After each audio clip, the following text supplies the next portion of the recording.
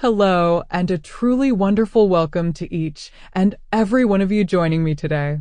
It is an absolute pleasure to have you here, sharing this time and space. Before we begin our exploration into a fascinating aspect of human culture, I want to take a sincere moment to send my very best wishes out to you and your loved ones.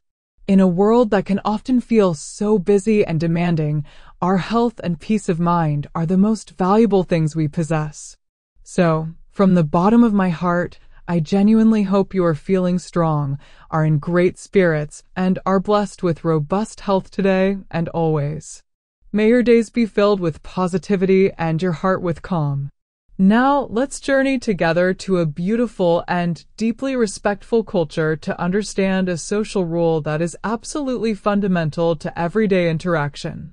In Thailand, one of the most important and universally observed rules of social conduct is the idea that it is profoundly rude to touch another person's head.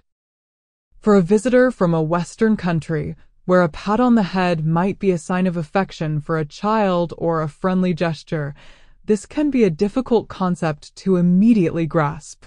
It might even seem like a small, trivial rule, but in Thailand, it is far from trivial.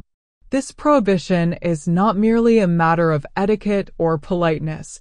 It is a rule deeply rooted in spiritual belief, ancient cultural philosophy, and a specific understanding of the human body's spiritual geography. To understand why the head is so sacred and the feet are so unclean is to open a window into the Thai soul, to see how a nation views hierarchy, respect, and the very essence of a person's spirit. It is a concept that influences everything from how people walk past each other in a crowded market to how a hairdresser might apologize before making a cut. To appreciate this, we must first understand the traditional Thai belief system regarding the human body. In Thai culture and influenced by ancient Hindu and Buddhist philosophies that have shaped the region for millennia, the body is not just a physical vessel, it is a spiritual map. The head is considered the highest part of the body, not just in a physical sense, but in a spiritual and hierarchical sense. It is the literal and figurative summit of a person. The head is where the soul, the consciousness, and the essence of a person's identity is believed to reside.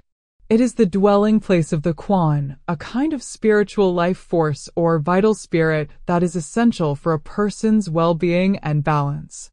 Because of this, the head is treated as the most sacred part of the body. It is to be honored and protected.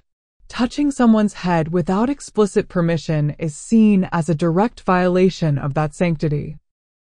It is considered an invasive, disrespectful, and deeply offensive act, as if you are carelessly mishandling the very core of their being. It can be interpreted as an attempt to assert dominance over them or to show disrespect to their spirit. This stands in the starkest possible contrast to the feet. The feet, being the lowest part of the body physically, are also considered the lowest spiritually and symbolically. They are what touch the ground, the dirt, the dust. They are associated with impurity and the mundane. Because of this, pointing your feet at someone, especially the soles of your feet, is one of the worst insults you can give in Thailand. It is the ultimate sign of disrespect, implying that the other person is beneath you, literally and symbolically, as low as the dirt on your soles. You will see this philosophy in action everywhere in Thailand. People are very careful about how they sit, especially in temples or in the presence of elders, always tucking their feet away underneath them or to the side to ensure the soles are pointing at the floor, never at another person. If you need to pass by someone in a tight space, like between rows of seats at a theater or a market, you will crouch down slightly and bow your head as you pass, ensuring your own head is lower than theirs as a sign of respect. And you are very careful not to step over them or their personal belongings, as the action of stepping over someone is an extension of the foot's low status.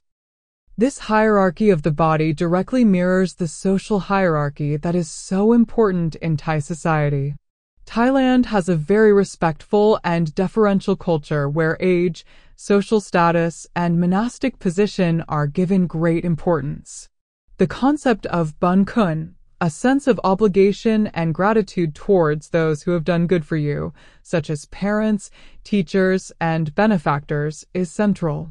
Showing respect to those of higher status, be it a parent, a boss, a teacher, or a monk, is paramount. The rules about the head and the feet are a physical manifestation of this social structure. You would never, under any circumstances, touch the head of someone older than you or of a higher social status. This is why you see younger people ducking their heads slightly when walking past an elder or bowing with their hands in a Y, the traditional Thai greeting of pressed palms, when receiving something from them. They are making their head lower than the other person's head, acknowledging the other person's higher status. It is a nonverbal language of respect that is constantly being spoken. This belief extends even to objects. Just as a person's head is sacred, so too is anything that is associated with the head. For example, you should never pat a child on the head, even with the best of intentions. It is not seen as affectionate. It is seen as rude and potentially disturbing to the child's quan. If you were to accidentally drop a book on the floor, a Thai person might perform a slight gesture of apology to the book after picking it up, not because they believe the book is alive, but because it is an object of knowledge, and knowledge is associated with the head. Similarly, if you are shopping in a market and need to hand money to a vendor, it is considered polite to place it on the counter or in their hand rather than passing it over their head. The action of moving an object over someone's head is considered disrespectful. Now, you might be wondering, are there any exceptions to this rule? The answer is yes, but they're very specific and are grounded in intimacy and professional necessity. In very close family relationships, such as between a parent and a very young child, a mother might touch her child's head in a caring way. However, even this becomes less common as the child grows older. The other exception is within specific professional contexts.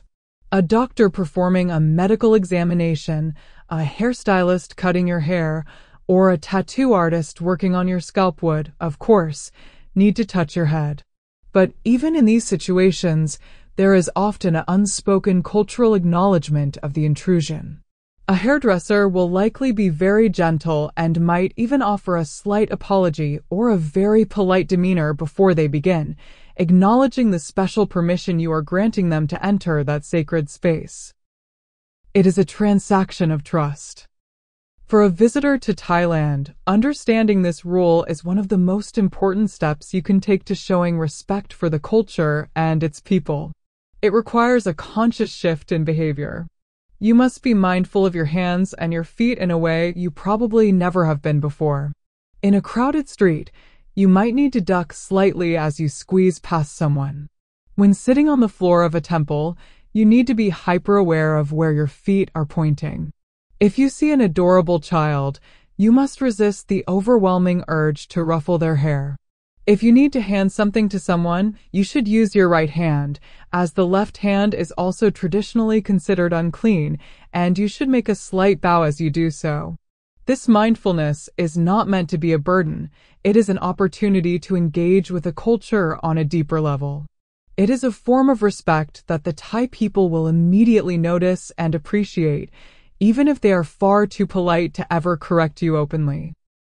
It shows that you have taken the time to understand their way of seeing the world, and in doing so, you honor not just their customs, but the spiritual beliefs that have shaped their society for thousands of years. It is a beautiful reminder that respect is not just something we say, it is something we do with our entire bodies.